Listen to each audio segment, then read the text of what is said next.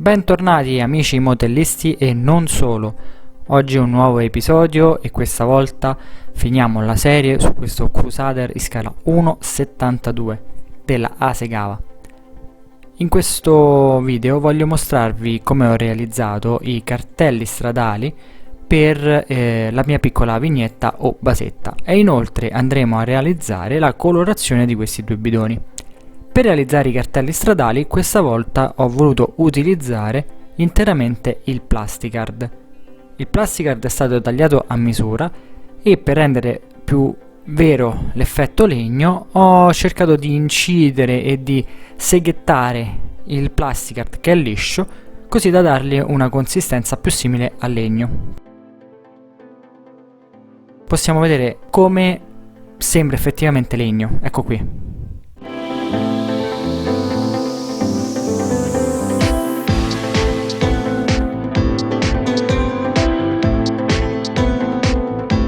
Per realizzare i cartelli ovviamente ho utilizzato vari tipi di plasticard, vari spessori, varie grandezze che sono stati tagliati tutti con il bisturi e cercando di essere quanto più preciso possibile. Per incollare poi ho utilizzato la Tamiya tappo verde che in questo caso è molto utile per quanto riguarda anche il plasticard stesso. È stato un lavoro abbastanza di precisione ed è stato, diciamo, anche più che altro creativo andare a realizzare dei cartelli da zero, partendo completamente da zero.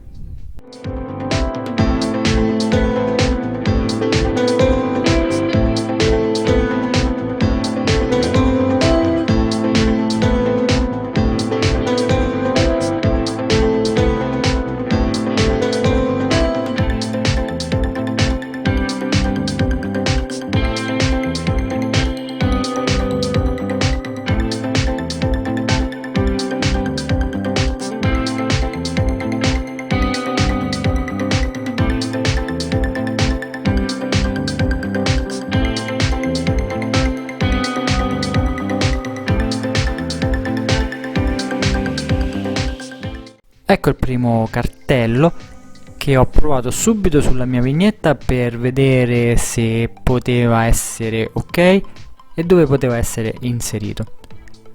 Poi, subito fatto questo, ho continuato a lavorare sempre con il plasticard per realizzare i veri e propri cartelli, quindi delle frecce e così via. Anche in questo caso bisturi e tanta pazienza sono stati necessari.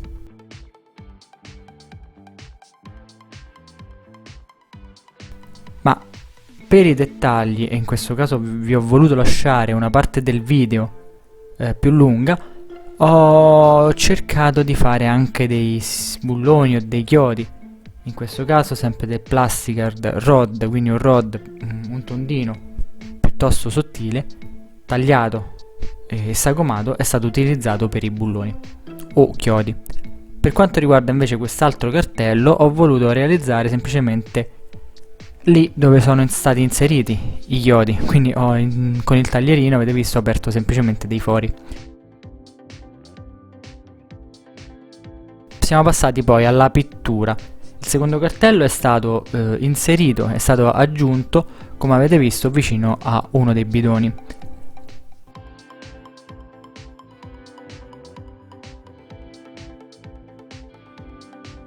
L'altro bidone nel frattempo, e qui lo stiamo vedendo, è stato colorato con i colori acrilici a pennello. In questo caso vi devo dire che per tutti questi dettagli non ho utilizzato l'aerografo, sono andato esclusivamente a pennello.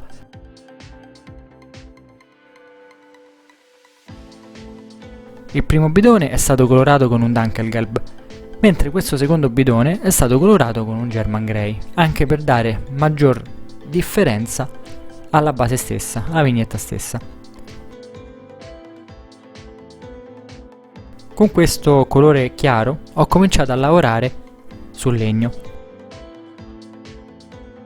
e nel frattempo ho continuato a lavorare e a aggiungere dei dettagli pittorici ai bidoni stessi.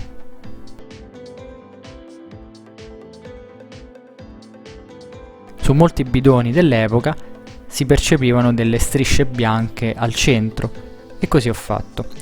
Inoltre ho cominciato a delineare e a colorare sempre a pennello i vari cartelli, così come appunto a rifinire il secondo bidone con un colore più chiaro.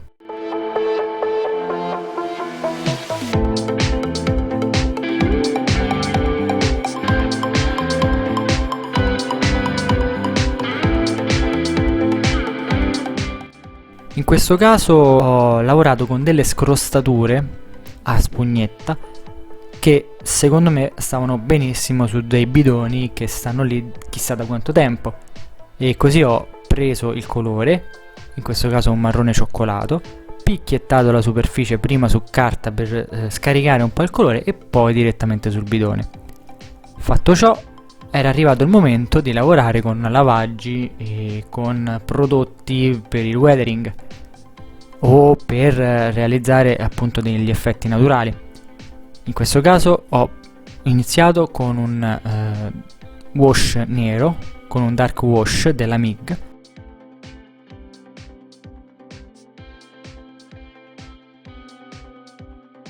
Anche una bella impolverata ci stava assolutamente benissimo. Ho utilizzato in questo caso una polvere desertica. Meglio di così.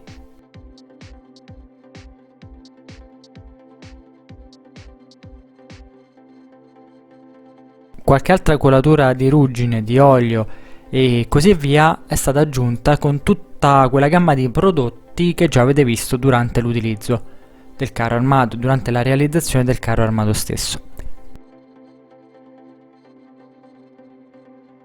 Questo è il risultato sul primo bidone. Ho incollato poi già il bidone così da iniziare a portarmi verso la fine di questo lavoro. Il pigmento mi ha aiutato a inglobare realmente e a dare un colore univoco sia al bidone che alla base.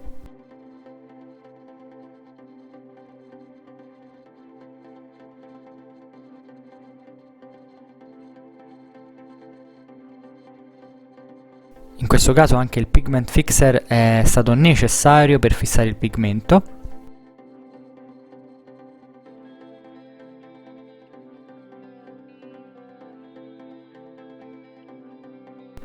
Essendo ancora un po' di spazio tra il bidone e il terreno, per non farlo galleggiare o fluttuare nel vuoto, ho deciso di riprendere un po' di prodotto utilizzato per la basetta, quello della Tamiya, e inserirlo lì nelle zone dove effettivamente sembrava un po' scollato dal terreno, e così ho fatto, e ho incollato quindi il primo bidone.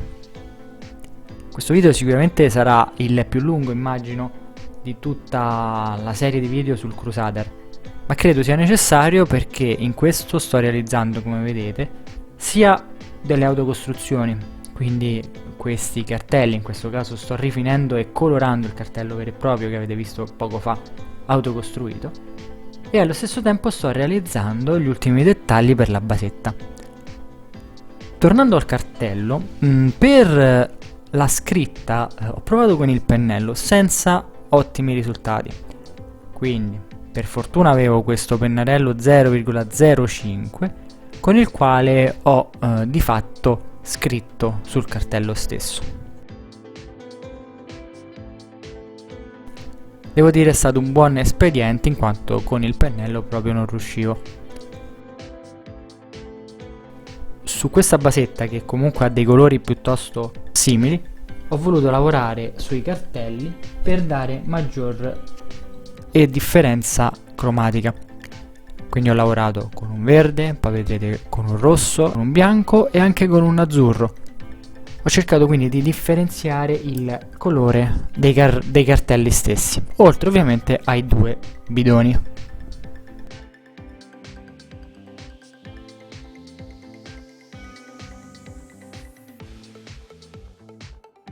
Questo filtro acrilico della MIG e questo pennello piatto sono stati l'inizio del lavoro di weathering anche sul cartello. Infatti, come vedete, ho realizzato un vero e proprio lavaggio, un vero e proprio filtro per l'appunto, sia sul cartello, quindi sia sulla parte diciamo dove ho scritto, sia sul legno stesso. Ovviamente, essendoci dei chiodi, ho voluto realizzare anche un po' di ruggine, in questo caso utilizzando il prodotto della AK.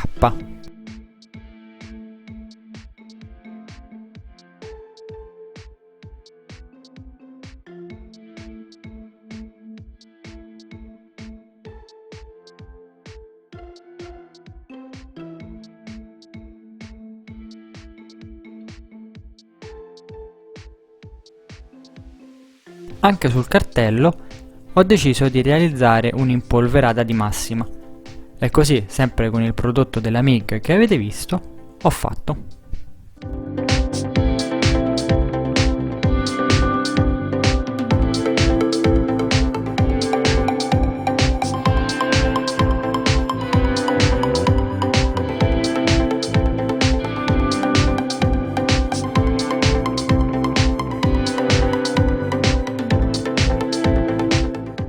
Ecco quindi il primo cartello. Anche questo è stato incollato.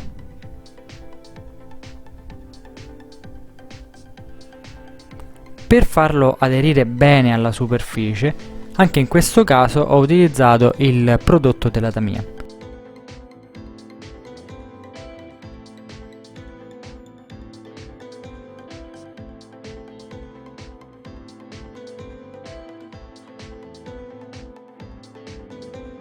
Sulla pasta della Tamiya ancora fresca ho inserito dei piccoli sassolini per far aderire sia il cartello, ma per dare un senso più logico. Infatti ci può stare che nella realtà questi cartelli siano stati messi lì dai tedeschi, dagli italiani o dagli inglesi stessi e subito dopo siano stati fermati con dei sassi proprio per non farli cadere e così via.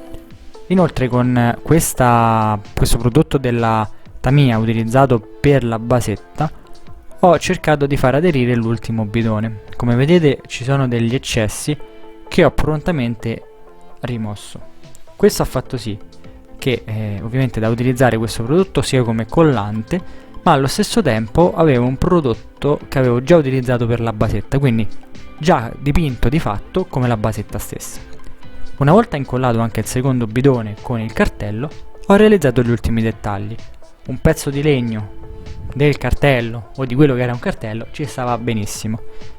Ho cercato di utilizzare anche in questo caso un colore azzurro, che era un colore che di fatto ancora mi mancava o era minore sulla vignetta stessa. Ho amalgamato con il terreno ed ecco qui la mia vignetta finita e realizzata.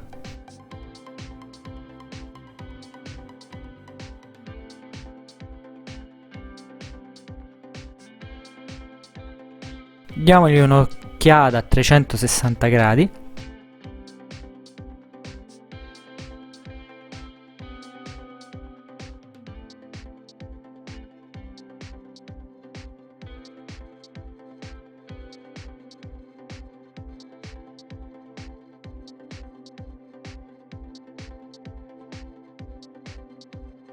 Questa serie di video, tra l'altro, vi voglio dare un dato, mi ha occupato da settembre del 2022 fino a gennaio del 2023, quando sono stati realizzati e finiti gli ultimi video.